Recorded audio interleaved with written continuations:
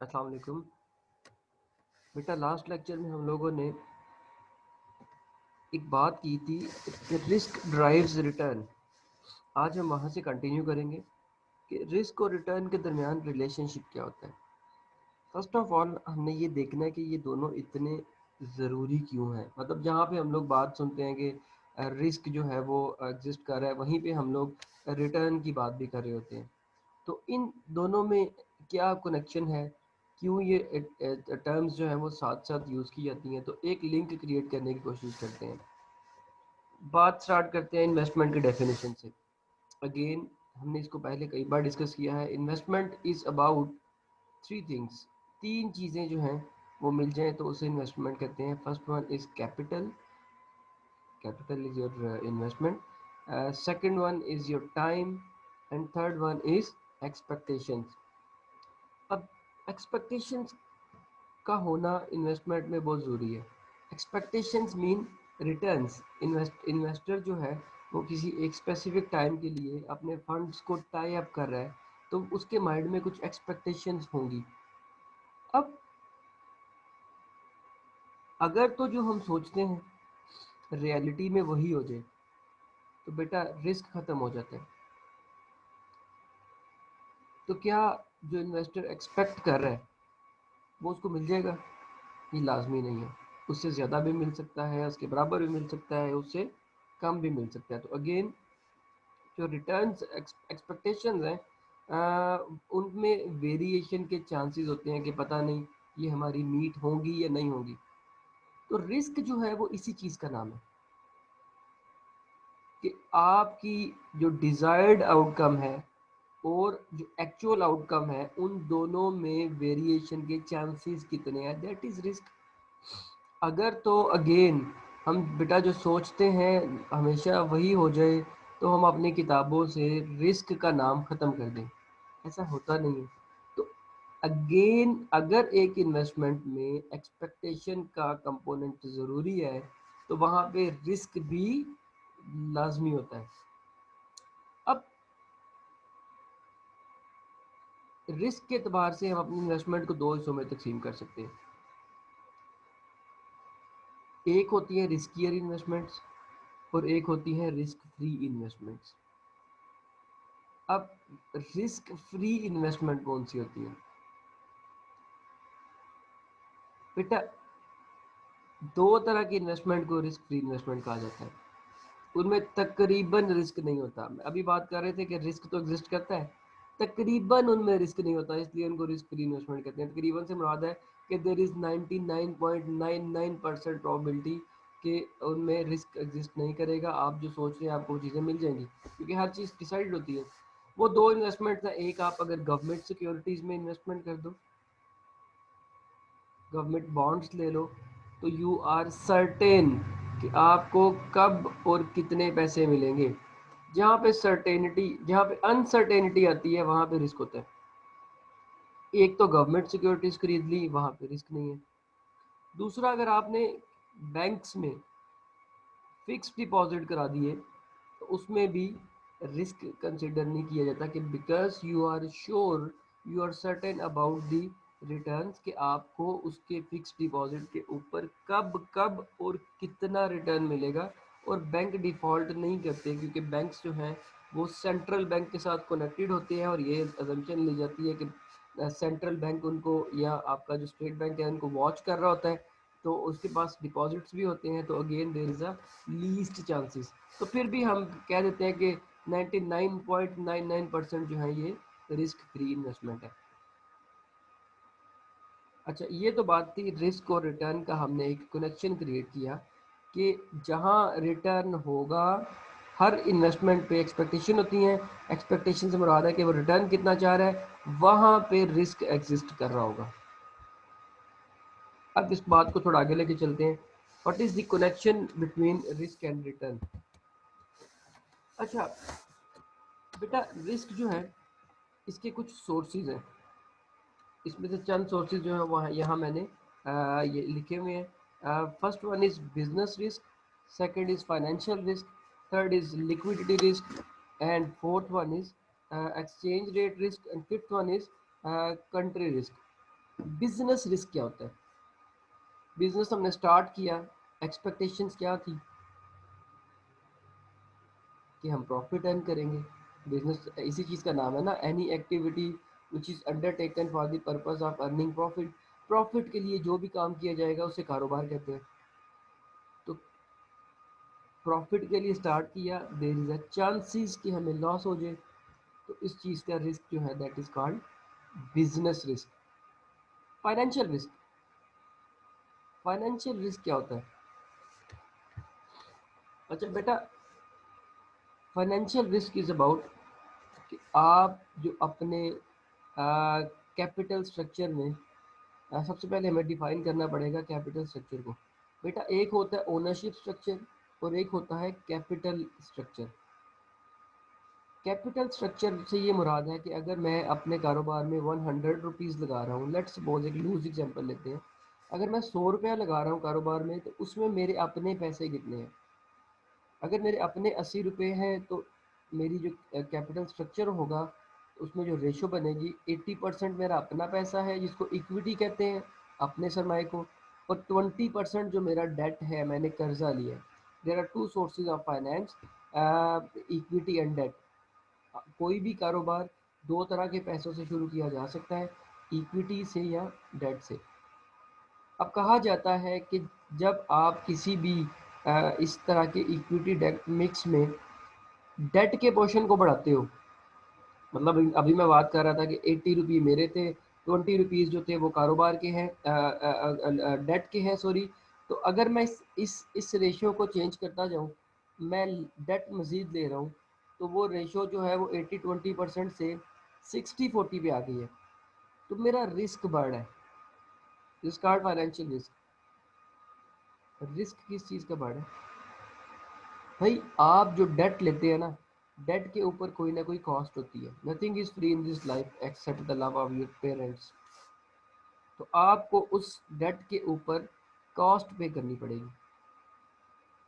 अब जितना डेट बढ़ाते जाएंगे उतनी कॉस्ट बढ़ती जाएगी। वो कॉस्ट वापस भी करनी होती है, पे करनी होती है। तो जितनी ज़्यादा आप डेट बढ़ाएंगे उतनी ज़्यादा उसके ऊपर इंटरेस्ट बढ़ेगा। तो इंटरेस्ट को वापस भी करना है, उतना ज़्यादा चांस बढ़ेगा कि शायद आपके प्रॉफिट जो है कभी कम हो जाए और आप वो इंटरेस्ट ना पे कर सको। तो financial risk is always there. इसके बाद लिक्विडिटी रिस्क। लिक्विडिटी रिस्क से ये मुराद है कि आपने जो लोगों को पैसे दिए हुए हैं, आपने जो क्रेडिट पे सेल्स की हुई हैं, आपने जो लोगों से पैसे लेने हैं, आपके रिसीवेबल्स हैं, उनसे पैसा वापस आएगा या नहीं आएगा? हम तो एक्सपेक्ट कर रहे हैं कि आ जाएगा, but there is a chance कि बैड डेट्स हो जाएं। बैड डेट्स ऐसे कर्जे जो डूब जाएं, तो बैड डेट्स होने के चांसेस भी होते हैं। तो दिस अ लिक्विडिटी रिस्क। इसके बाद एक्सचेंज रेट रिस्क। ये आपकी आजकल जो है इस ग्लोबलाइजेशन के दौर में ये रिस्क बहुत ज़्यादा बढ़ गया है। बल्कि अब तो अगर आप लोग इसको देखें तो अब डी ग्लोबलाइजेशन की बात हो रही है इस कोविड के कॉन्टेक्स्ट में। अच्छा खैर वो एक अलग से टॉपिक है। अच्छा, exchange rate risk. Exchange rate क्या होता है? एक्सचेंज रेट होता है एक ऐसा रेट जिस पे एक करेंसी दूसरी करेंसी में कन्वर्ट हो जाती है।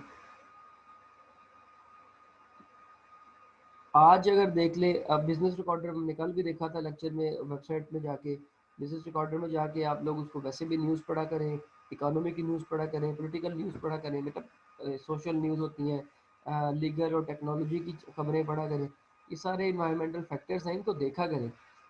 ठीक है। अच्छा, ये बेटा आप लोग एक्सचेंज रेट से भी अपडेट रहा करें। अगर आप फाइनेंस पढ़ रहे हैं तो एक्सचेंज रेट आपको पता होना चाहिए। कल तक डॉलर जो है 162 का था, तो आप ये चीज़ें देखा करें।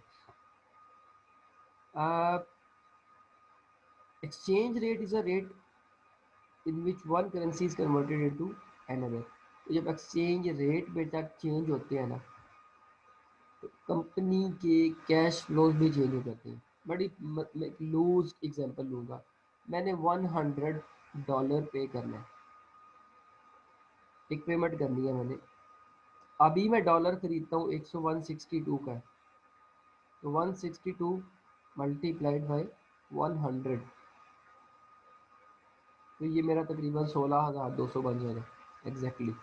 अच्छा, तो ये 16,200 रुपया मैं लेके जाऊंगा तो मुझे $100 मिलेगा और मैं पेमेंट कर दूंगा। अगर ये डॉलर 200 पे चला जाता है तो फिर मुझे पेमेंट तो $100 की ही करनी है। तो अब मुझे कितने पैसे इकट्ठे करने पड़ेंगे? 200 मल्टीप्लाइड बाई 100, 20,000 रुपया। तो बैठे बैठे मेरे कैश फ्लोस चेंज हो गए। पहले मैं 16,200 की पेमेंट कर रहा हूँ, अब मैं 20,000 की पेमेंट कर रहा हूँ। इट मीन्स कि मेरे जो कैश फ्लोस हैं वो डिस्टर्ब हो गए हैं। एक्सचेंज रेट की मूवमेंट्स जो है वो आपके कैश फ्लोज को, आपकी अमाउंट्स को इफ़ेक्ट करती है, जिसकी वजह से आपका रिस्क जो है वो बढ़ जाता है। इससे आपको फ़ायदा भी हो सकता है कि डॉलर डिक्रीज कर जाए, दोनों साइड पे जा सकती है बात, लेकिन अगेन रिस्क इज़ देयर। इसके बाद जो फैक्टर नंबर 5 है दैट इज़ कंट्री रिस्क। बेटा कंट्री रिस्क क्या होता है? कंट्री रिस्क इज़ अबाउट कि आपकी कंट्री की सिचुएशन चेंज हो जाए। अब इसमें पॉलिटिकल में मेजर जो दो जो है वो देखी जाती हैं, political and economic system. Political situation ये है कि अगर आपकी स्ट्राइक्स शुरू हो जाएं, कि जिस तरह से अपोजिशन, जिसको आजकल ये पाकिस्तान डेमोक्रेटिक मूवमेंट, जिसमें अपोजिशन पार्टीज़ का अलाइंस है और वो गवर्नमेंट के ख़िलाफ़ स्ट्राइक कर रहे हैं कि दो उनके मेन पॉइंट्स हैं। एक कि इन्फ्लेशन बहुत ज़्यादा हो गई है, महंगाई बहुत है, गवर्नमेंट से कंट्रोल नहीं हो रही। दूसरा पुअर गवर्नेंस की वो बात कर रहे हैं कि गवर्नमेंट की जो गवर्नेंस है वो ठीक नहीं है, इसलिए प्राइम मिनिस्टर को रिज़ाइन करना चाहिए। तो ये तमाम तमाम पार्टीज़ का एक अलाइंस बन गया। अब ये अगर अलाइंस ज़्यादा स्ट्रॉन्ग होता जाएगा, ये जल्द से ज़्यादा होते जाएंगे, कल को वो स्ट्राइक्स पे आ गए, धरनों पे आ गए, तो आपका बिजनेस, आपकी इकोनॉमिक कंडीशन, आपकी पॉलिटिकल कंडीशन इससे इफेक्ट होगी। अब उससे कारोबार मुतासर होंगे। लोग पूछते हैं कि ये धरनों से, इन पॉलिटिकल कंडीशन से एक कारोबार कैसे मुतासर होते हैं? बेटा मैं इसकी बड़ी एक सिंपल सी एग्जांपल देता हूँ। जब ये लास्ट टाइम पीटीआई की गवर्नमेंट स्ट्राइक पे थी, धरने पे थी, तो वो कंटेनर्स लगा दिए गए थे। काफ़ी आप बेहतर जानते हैं कि इनका जो है गालबन मोर देन 100 डेज, मुझे वो एग्जैक्ट फिगर याद नहीं है, मंथ्स में था उनका धरना। उसमें I was there to buy a yogurt. मैं योगर्ट लेने गया, ये जो पैकिंग में मिलता है नेस्ले का। तो मुझे 2 3 4 दिन वो योगर्ट मार्केट से मिला ही नहीं। अब आई वॉज अ कस्टमर, मैं वो ख़रीदना चाह रहा था, लेकिन और भी कई चीज़ें थी जिनकी सप्लाई बंद हो गई थी ड्यू टू धरनास। तो आपकी जो इंडस्ट्री है या फैक्ट्री है, उसकी मार्केट तक एक्सेस भी डिस्टर्ब हो जाती है इन चीज़ों से। इसके अलावा जो न्यूज़ होती है, ये खबरें होती हैं, ये पॉलिटिकल और इकोनॉमिक, इसका इम्पैक्ट स्टॉक मार्केट पे आता है, आपके शेयर्स के साथ रिलेटेड है। यही तो एफिशिएंट मार्केट हाइपोथेसिस है जो आप लोगों ने पहले पढ़ा होगा, कि जो न्यूज़ होती हैं वो मल्टीपल सोर्सेज से आती हैं, जिसमें पॉलिटिकल सोर्स है, इकोनॉमिक सोर्स है, लीगल सोर्स है, टेक्नोलॉजी है, सोशल सोर्स है। ये सारी न्यूज़ इफ़ेक्ट करती हैं स्टॉक मार्केट को। तो स्टॉक मार्केट को इफ़ेक्ट करती हैं तो डेफिनेटली आपका कंपनी का शेयर जो है मार्केट में, अगर उसकी वर्थ कम हो जाए तो आपका रिस्क बढ़ जाता है। तो ये सारे जो हैं these are the sources of risk. अब क्वेश्चन ये है कि इस रिस्क को मेजर कैसे किया जाता है? तो ये ऊपर कुछ इसके लिखे हुए हैं। Variance of rate of return, market में जो रेट ऑफ रिटर्न चल रहे हैं, एक तो उससे मेजर किया जाता है risk. Secondly standard deviation of rate of return. तो ये आप स्टैट्स के लोग इसको बड़े अच्छे तरीके से अभी जान रहे होंगे कि वेरिएंस जो है वो उसको उससे हम डाटा से रिस्क मेजर करते हैं। वेरिएंस से वॉलेटिलिटी का पता चलता है, आपकी वैल्यूज कितना वेरी कर रही हैं, फ्लक्चुएट कर रही हैं, और उससे रिस्क जो है हम आइडेंटिफाई करते हैं। जितनी ज़्यादा फ्लक्चुएशन होगी उतनी ज़्यादा वेरिएंस होगा, उतना ज़्यादा रिस्क होगा। स्टैंडर्ड डेविएशन और इसके अलावा कोएफिशिएंट ऑफ वेरिएशन। बेटा ये स्टैंडर्ड डेविएशन और coefficient of variation, coefficient of variation आपको पता है कि हम वहाँ पे लगाते हैं कि जहाँ पे दो इन्वेस्टमेंट्स में उनके रिटर्न्स में सिग्निफिकेंट डिफरेंस हो। मैं एक इन्वेस्टमेंट को कंपेयर कर रहा हूँ जिसका रिटर्न 10% है, और दूसरी इन्वेस्टमेंट है उसका रिटर्न 25% है, दोनों का कंपैरिजन करना है, तो फिर स्टैंडर्ड डेविएशन का आंसर मिसलीडिंग होगा। मैं फिर कोफिशिएंट ऑफ वेरिएशन लूँगा, क्योंकि coefficient of variation per unit of expected return कितना रिस्क या वेरिएबिलिटी मौजूद है, ये वो आपको बताता है। Standard deviation divided by mean return, average return. इसके बाद covariance of returns with the market portfolio.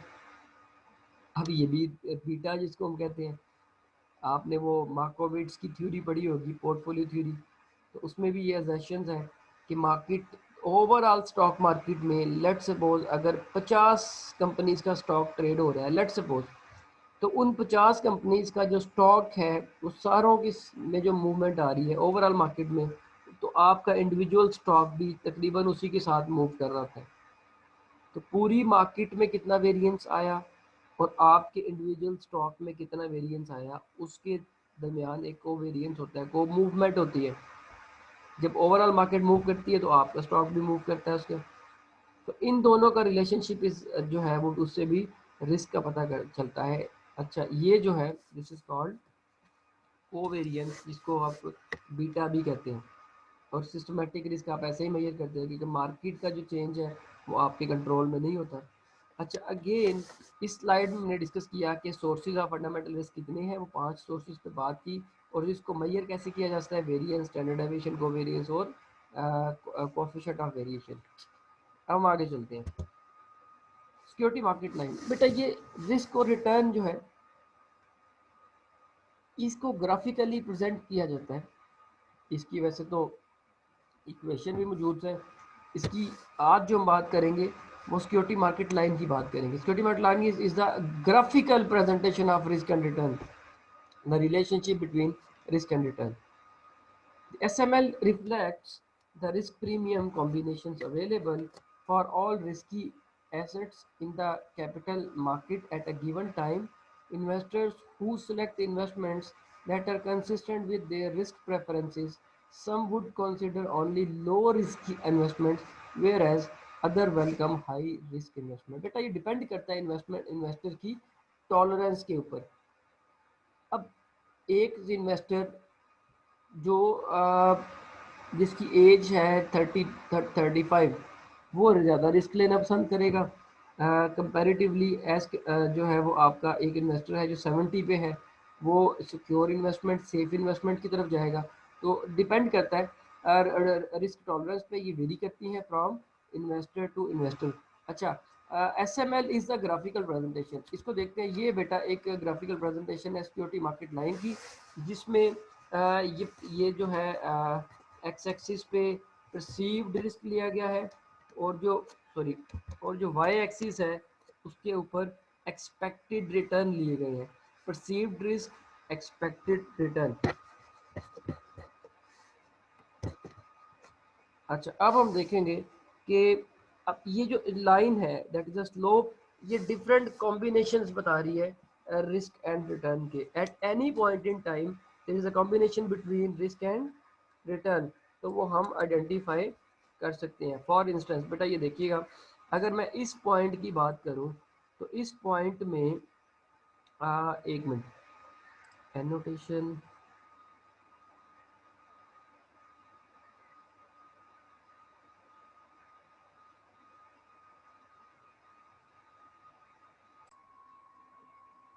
Okay.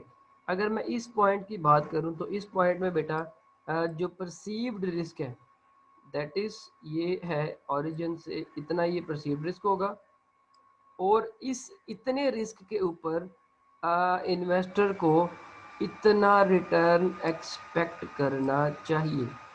तो ये कॉम्बिनेशन है रिस्क एंड रिटर्न का। इसी तरह इस पॉइंट पे अगर देखें तो इस पॉइंट पे ये इन्वेस्टर का परसीव्ड रिस्क है, जो इन्वेस्टर ज़्यादा रिस्क जो है वो टॉलरेट कर रहा है।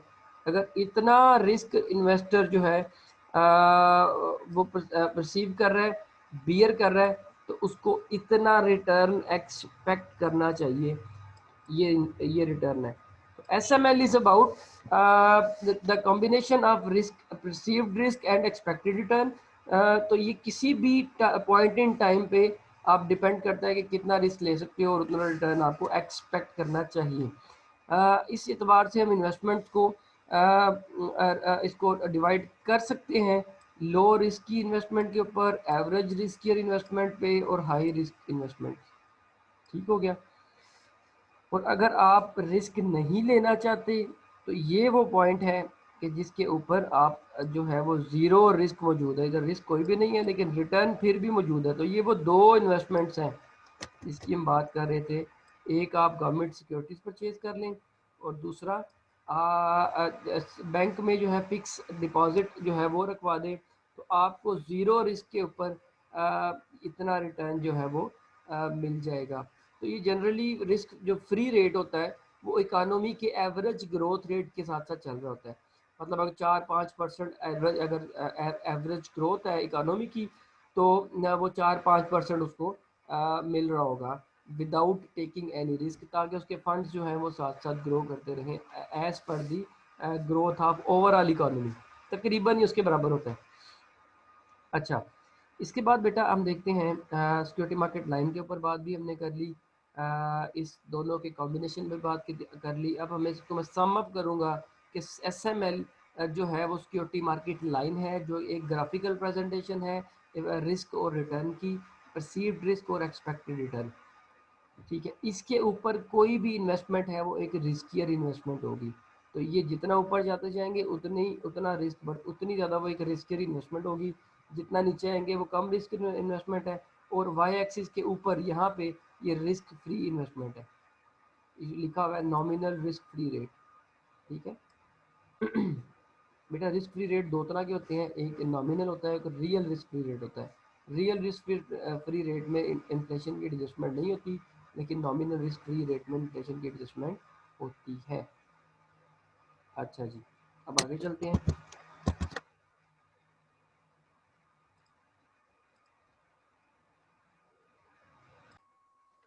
ओके, होपफुली अब आपको इसकी समझ आ गई है कि SML किसे कहते हैं, सिक्योरिटी मार्केट लाइन। अब आगे चलते हैं जी, इसकी चेंजेस देखेंगे कि क्या सिक्योरिटी मार्केट लाइन कांस्टेंट है या चेंज होती है। तो चेंज होती है तो वो कितनी उसकी टाइप्स हैं। अच्छा, first one is changes in SML। SML या सिक्योरिटी मार्केट लाइन जो बताती है रिस्क एंड रिटर्न के रिलेशनशिप को। बेटा ये तीन तरह की होती है, movement along the SML, change in the slope of SML and shift in the SML। तीन तरह की इसमें जो है वो तब्दीलियाँ आती हैं। सबसे पहले बात करेंगे movement along the SML। If an investment's risk changes due to change in one of the fundamental risk source, it will move along the SML. For example, if a firm increases its financial risk by selling a large bond issue that increases its financial leverage risk बढ़ गया है, company ने ज़्यादा date ले लिया है, अब उसका फाइनेंशियल लीवरेज, इसको गेयरिंग भी कहते हैं या कैपिटल स्ट्रक्चर रिस्क भी कहते हैं, तो ये बढ़ गया है। मतलब अभी हम बात कर रहे थे कि कंपनी अगर पहले से ज़्यादा कर्जा ले ले तो उसका ये वाला रिस्क बढ़ जाता है। Investor will perceive its common stock as riskier and the stock will move up the SML to the higher position, implying that investor will require a higher rate of return. For instance, बेटा ये SML है, मैंने एक stock खरीदा और उस stock की जो पोजीशन थी इस SML के ऊपर, दैट वाज ये पोजीशन थी।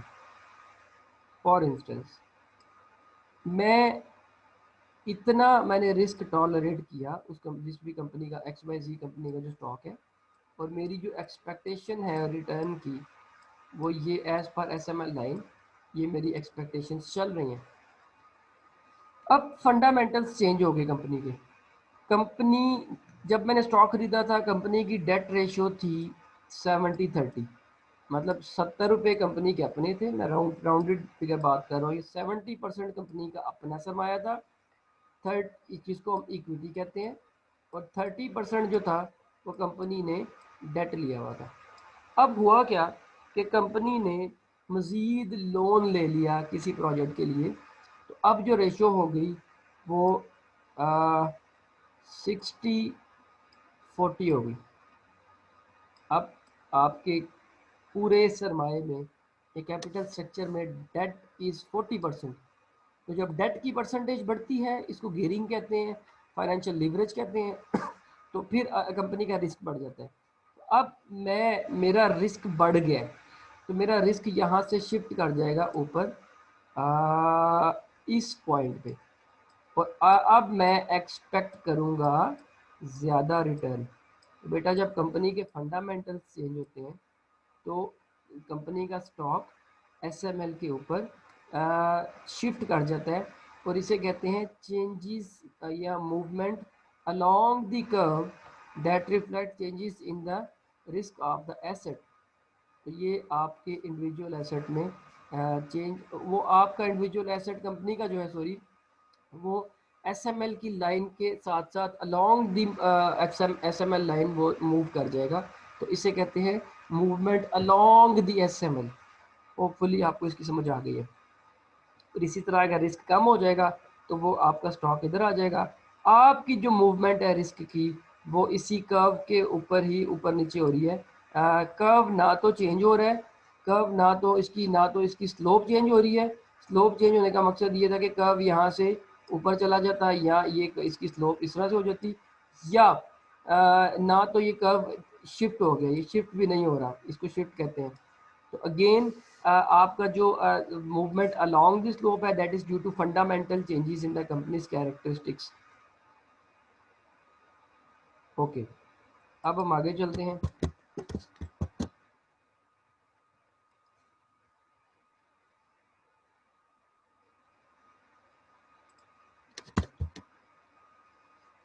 A movement along the SML demonstrate a change in the risk characteristic of a specific investment, such as the change in its business risk, its financial risk, or systematic risk. The change affects only the individual investment. हम इसी की अभी बात कर रहे थे। अच्छा, अब हम इसके बाद नेक्स्ट टाइप पढ़ेंगे। इसको मैं ज़रा अरेज कर दूं। Okay,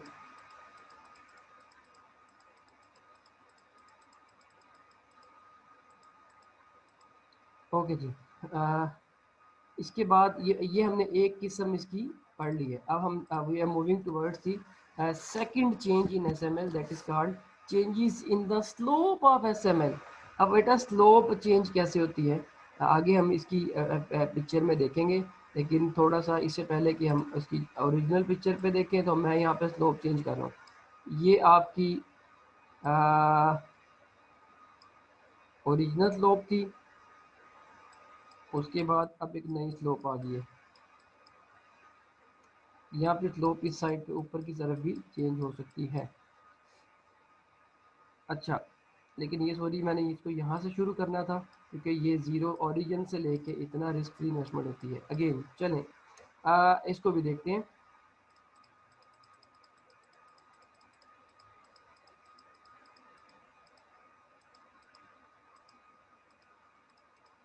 okay ji. A change in the slope of SML occurs in response to a change in the attitude of investors toward risk. Investor का एटीट्यूड बदल गया। Such as the change demonstrate that investor want either higher or lower rate of return for the same intrinsic risk. अब risk वही है, लेकिन वो उस risk के ऊपर अब वो कहते हैं मुझे ज़्यादा रिटर्न मिले या उसके ऊपर मुझे कम रिटर्न मिले। अगर उसका एटीट्यूड चेंज हो जाए तो एसएमएल जो है वो शिफ्ट हो जाता है, उसकी स्लोप में चेंजेस आ जाती हैं। ठीक है, अगर तो सेम रिस्क के ऊपर वो जो है वो ज़्यादा रिस्क एक्सपेक्ट कर रहा है या कम रिस्क एक्सपेक्ट कर रहा है, सेम रिस्क के ऊपर, सेम यूनिट ऑफ रिस्क के ऊपर, तो स्लोप में चेंजेस आ जाएंगी। देखते हैं ji, next one is changes in the slope. ये देखें, change in the slope of SML. अब ये एक ओरिजिनल स्लोप थी, ओरिजिनल एसएमएल, बट उसकी ये जो इन्वेस्टर है वो ये रिस्क ले रहा है, ये इसका लेवल ऑफ रिस्क है या टॉलरेंस है। तो ओरिजिनल जो स्लोप पे इतना रिस्क था, अब उसका सेम लेवल ऑफ रिस्क के ऊपर एक्सपेक्टेड रिटर्न जो है वो बढ़ गया, एक्सपेक्टेशन बढ़ गई। तो अब एक नई स्लोप बनेगी, और ये this is called a new SML. And new SML occurs due to change in the attitude of investor towards the return, expectation of return, उसकी एक्सपेक्टेशन चेंज हो गई। इसके बाद इसको कहते हैं चेंज इन द स्लोप। अच्छा, इसके बाद बेटा shift in SML, shift in SML sometime बेटा एसएमएल जो है वो इसके कर्व में शिफ्ट आ जाता है। वो शिफ्ट कैसे आएगा? Due to change in inflation, अगर रिस्क फ्री रेट चेंज हो जाए। For instance a shift in the SML reflects a change in expected real growth, a change in market conditions, or a change in the expected rate of inflation. Again, such a change will affect all investment. For instance, ये देखिएगा shift कैसे आ सकता है SML के ऊपर, कि अगर हम अभी बात कर रहे थे कि रिस्क फ्री रेट जो होता है बेटा वो तकरीबन इकोनॉमी के ओवरऑल ग्रोथ रेट के साथ साथ चलता है। तो ओवरऑल ग्रोथ रेट 5% था, तो वो इन्वेस्टर भी हमारा तकरीबन उतना ही रिस्क फ्री रेट रिटर्न को एक्सेप्ट कर रहा था। लेकिन ग्रोथ रेट बढ़ गया या इन्फ्लेशन भी बढ़ गई, इन्फ्लेशन के बढ़ने से जो है वो नॉमिनल रिस्क फ्री रेट उसका अब वो ज़्यादा डिमांड करेगा, तो मुझे रिस्क फ्री रेट ज़्यादा मिलना चाहिए। तो अगेन अगर रिस्क फ्री रेट पहले था लेट सपोज 5% और अब वो 8% डिमांड कर रहे हैं फॉर इंस्टेंस, तो ये 3% उसमें इजाफा हुआ है। अब यहाँ से एक नया कर्व स्टार्ट होगा, तो इसे कहते हैं शिफ्ट इन, ये शिफ्ट हो गया ना कर्व, शिफ्ट इन एसएमएल, ये this is called due to change in the risk free rate और ओवरऑल इकोनॉमिक कंडीशन या overall growth rate of economy. तो 3 तरह की बेटा चेंजेस होती हैं। Number 1, movement along the SML, इसमें कंपनी के फंडामेंटल्स में चेंजेस आती हैं और आपका जो है ना वो स्टॉक सेम लाइन के ऊपर ही अलोंग द एसएमएल वो शिफ्ट हो जाता है। इसके बाद जो सेकंड जो इसकी हमने टाइप पढ़ी, change in the slope of SML, SML की स्लोप में जो तब्दीली आती है, that is called due to change in perception और attitude of the investor. And the third one is shift in SML, SML में शिफ्ट तब आती है बेटा जब इसके ऊपर रिस्क इकोनॉमी का ग्रोथ रेट चेंज हो जाता है। क्योंकि हम याद रखिएगा जो फिक्स रेट ऑफ इंटरेस्ट है या फिक्स जो फिक्स सॉरी जो रियल रेट है, फिक्स रेट है या नॉमिनल फिक्स रेट है, वो तकरीबन इकोनॉमी के ग्रोथ रेट के बराबर होता है। तो इकोनॉमी का ग्रोथ रेट चेंज हुआ तो ये आपका जो है वो फिक्स रेट ऑफ रिटर्न भी चेंज हो गया, जिसकी वजह से एसएमएल में शिफ्ट आ जाएगा। तो that was the all about risk and return. हमने आज जो सारी बात की कि बात हमारी स्टार्ट हुई थी कि रिस्क ड्राइव्स रिटर्न। तो रिस्क को हमने डिफाइन किया, उसकी टाइप्स देखी, रिस्क जो है और इसके रिटर्न के रिलेशनशिप को एसएमएल के ऊपर हमने जो है वो प्रेजेंट किया। फिर एसएमएल के साथ हमने देखा कि एसएमएल के अंदर चेंजेस भी आती हैं, वो 3 तरह की चेंजेस हो सकती हैं। तो ये आज के लेक्चर में हमने इसको कवर किया है, रिस्क एंड रिटर्न के रिलेशनशिप को। और हमने ये भी प्रूव किया है कि भाई रिस्क और रिटर्न का क्या कनेक्शन है। जहाँ पे भी हम रिस्क की बात सुनते हैं वहाँ पे रिटर्न आ रहा होता है, जहाँ हम रिटर्न की बात देते हैं वहाँ पे रिस्क चल रहा होता है। तो ये क्या इन दोनों का आपस में कनेक्शन है, तो ये कनेक्शन हम लोगों ने आज प्रूव कर दिया है। तो बेटा होपफुली आपको समझ आ गई है। If you face any sort of problem during revision of this lecture, इसको देखिएगा तो मुझे आप लोगों ने मैसेज कर देना है, ईमेल कर देनी है, तो होपफुली आई विल जो है ना टाइमली इंशाल्लाह मैं आपको रिस्पॉन्ड करूँगा। और बड़ा मैं अप्रिशिएट करता हूँ स्टूडेंट्स को जिनके मैसेज आते हैं। कुछ बच्चे मेरे से रेगुलरली इस लेक्चर के बारे में पूछ रहे होते हैं, ठीक है, तो very good for that students. और जो पार्टिसिपेट अभी ऑनलाइन क्लासेस में नहीं कर रहे बेटा, मुझे लगता है या तो उनको समझ आ रही है या वो ज़रा हेजिटेट कर रहे हैं, तो आप लोगों ने हेजिटेट नहीं करना। मुझे ईमेल कर लेनी है, टेक्स्ट कर लेना है, व्हाट्सएप कर लेना है, तो कोई भी प्रॉब्लम हो I will be responding you preferably in time. तो ठीक है जी, इंशाल्लाह नए लेक्चर के साथ नेक्स्ट वीक मुलाकात होगी। अल्लाह हाफिज़।